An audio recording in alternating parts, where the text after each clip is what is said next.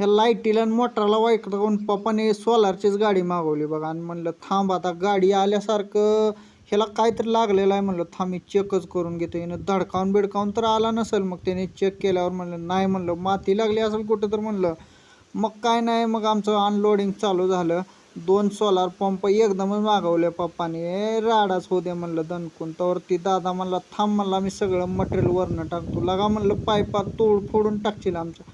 तो लांब सर म्हणला, तुला काय कळतं म्हणला, मी रोज करतो म्हणला हे कामं. आणि मग म्हणलं त्यानं घेतलं खाली. म्हणला मला फोटो तर चांगला काढ लागा म्हणला, एवढं तुझं मटेरियल खाली घेतलं. तर दुसरा म्हणला लय दमलो लागा म्हणला, आता बसून घे तू थोडं म्हणला, तुझे एवढं सामान काढलं तर लागा म्हणला तुम्हाला थोडंसुद्धा बसू देणार लागा म्हणला.